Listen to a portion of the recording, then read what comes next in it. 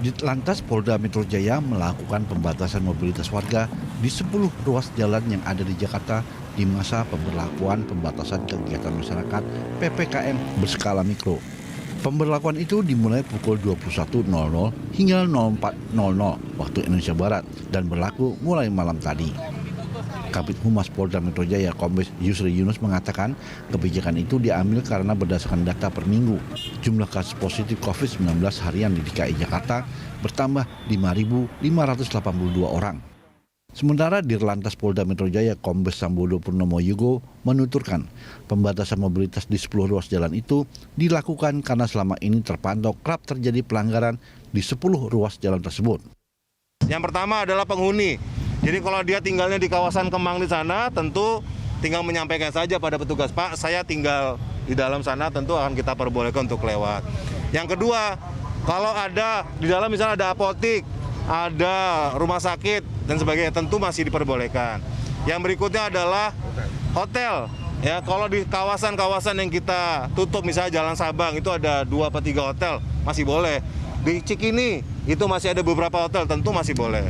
Ya. Yang berikutnya patroli layanan darurat, kepolisian, patrolinya Garisum, patrolinya TNI, patroli penegak protokol kesehatan masih boleh melintas.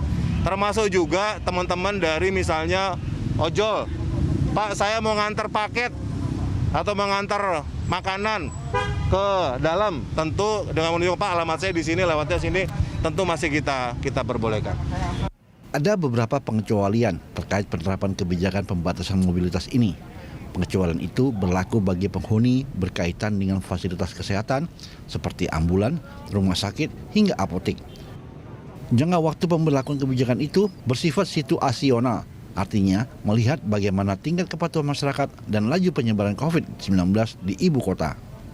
Tim Liputan, Berita 1, Jakarta.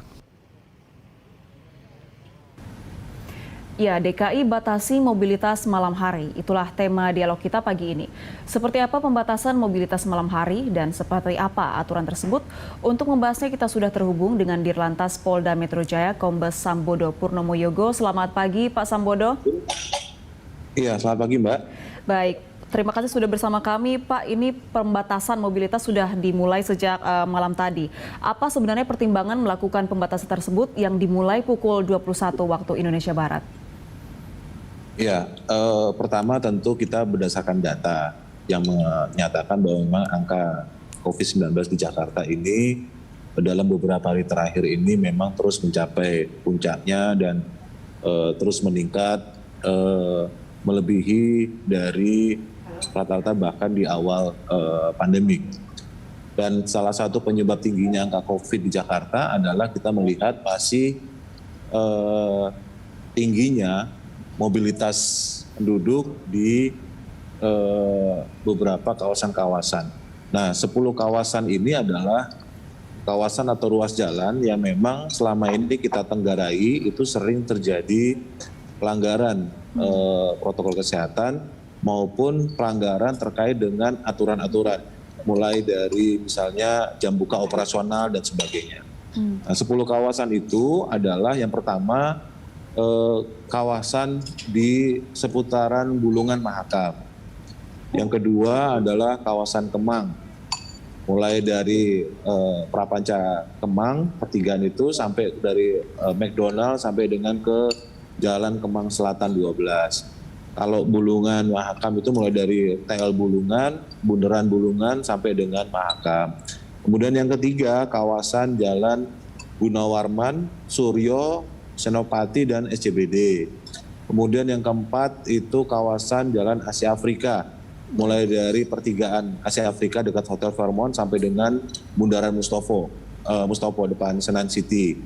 Kemudian yang kelima adalah kawasan Kota Tua. Yang keenam kawasan Boulevard Kelapa Gading. Kemudian yang kelima kawasan di Pantai Indah Kapuk 2. Kemudian kawasan banjir Kanal Timur. Baik. Pak Sambodo, ini terkait dengan pelaksanaan yang baru dimulai perdana tadi malam, evaluasinya seperti apa? Seperti apa tingkat kepatuhan masyarakat di 10 kawasan tersebut? Ya, untuk tingkat kepatuhan masyarakat sendiri, yang pertama eh,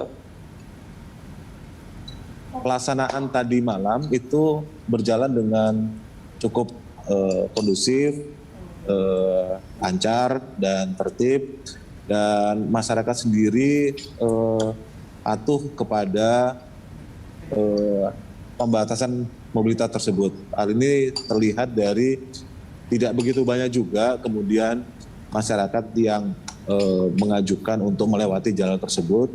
Ketika jalur tersebut sudah kita tutup, mereka dengan kesadarannya kemudian melewati jalur-jalur alternatif lainnya. Nah, kemungkinan para penghuni sendiri memang sebelum jam 9 itu memang sepertinya sudah berada di rumahnya masing-masing, jadi tidak banyak juga penghuni yang kemudian melintasi jalur tersebut. Yang kedua, dari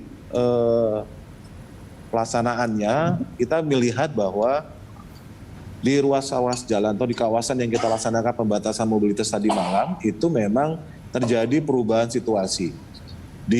Misalnya di Bulungan Mahakam yang selama ini misalnya sampai jam 10, jam 11 masih ramai orang yang makan gultik, sate taichan dan sebagainya. Tadi malam jam 21 itu sudah sepi. Itu kita laksanakan pembatasan mobilitas. Demikian juga dengan kawasan Kemang, kawasan Asia Afrika misalnya, yang selama ini banyak berkerumun orang makan sate lah segala macam di depan Senen City, di depan seberangnya itu juga kemudian tadi malam juga sepi. Kawasan Sabang juga demikian, termasuk juga kawasan Cikini. Jadi alhamdulillah apa yang kita laksanakan bersama-sama dengan TNI, dengan Satpol PP, dengan Dinas Perhubungan itu sangat efektif, mampu merubah situasi menjadi lebih baik. Tidak ada pelanggaran protokol kesehatan di pelanggaran jam operasional di kawasan-kawasan tersebut. Baik, sejauh ini berjalan dengan baik. Apakah kedepannya akan ada penambahan ruas jalan lainnya yang akan dilakukan pembatasan mobilitas di malam hari, Pak? Memang tadi malam 10 kawasan.